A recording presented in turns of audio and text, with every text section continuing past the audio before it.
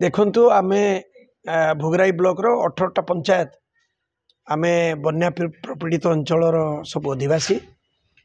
दीर्घ दिन धरी आमे कमरदारे गोटे ब्लॉक प्रतिष्ठा हो ये दीर्घ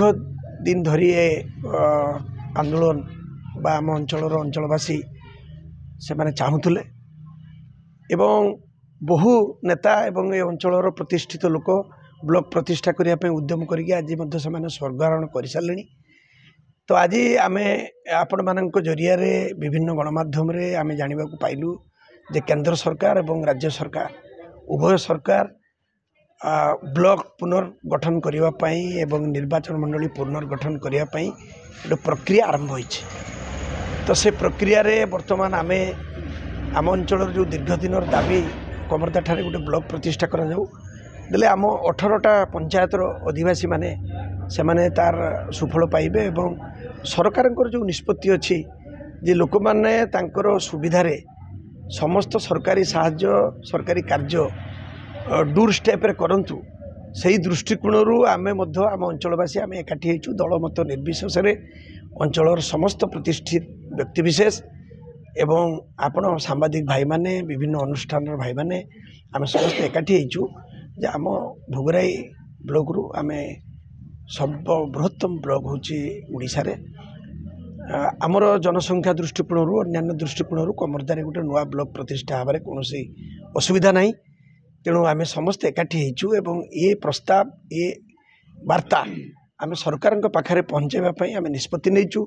एवं जो माने जनप्रतिनिधि अछंती तांको जरिया रे विभिन्न दलर नेतृमंडली तांको जरिया रे समस्तंकर सहयोग आमे लोड़ीचु एवं समस्त को राज्य सरकार माननीय मुख्यमंत्री माननीय पंचायत राज मंत्री माननीय सांसद माननीय विधायक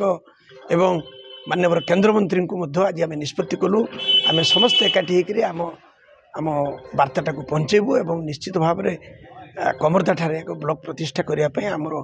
जो उद्यम अनवरत उद्यम रहिबो ये निश्चित भाव में सफल बोली आपण मान जरिए आशा प्रकाश देखो सरकार डबल इंजिन सरकार चलती केते विश्वास रही ब्लॉक प्रतिष्ठा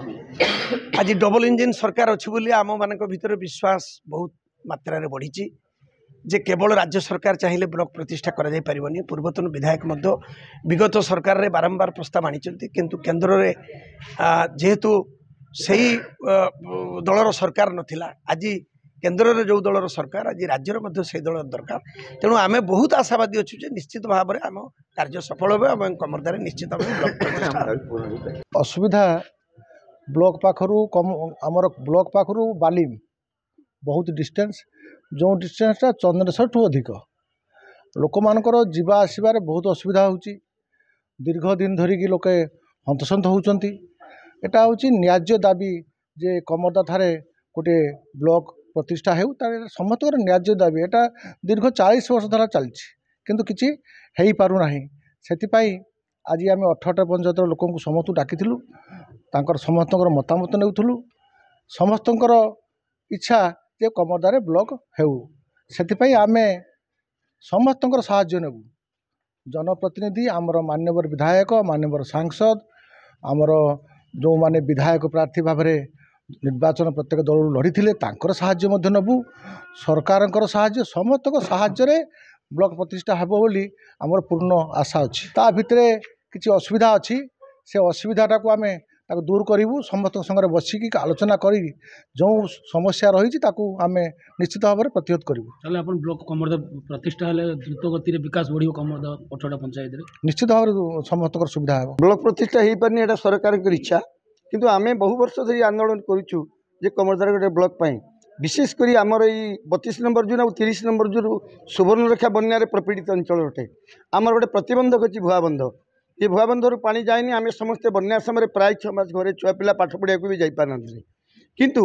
आम कमरदार जदि गोटे ब्लॉक प्रतिष्ठा हेब तार समस्त सरकारीकरण व्यवस्था ये हेब आम छुआ पिला एवं समस्त व्यक्तिविशेष 80 वर्ष बुढ़ा जाई तार निजर दाबी उपस्थापन कर निजे निजे करें आमर दाबी। आज आम गेट टुगेदर हो एकत्रित हो अल्प लोक किंतु मुझे दुईटी जोनर समस्त व्यक्तिविशेष गुणी ज्ञानी समस्त को निवेदन करी आमर ये आंदोलन बा आमर जो आशा नहीं आगे को आगे समस्त सहयोग करूँ 32 नंबर और 30 नंबर जोन समस्त व्यक्तिविशेष को कमरदारे जदि आमर ब्लॉक हुए ताले मु भाबुजी आम 18 गोटी पंचायतर विकास प्रबल बेगर आगक आगक चलो।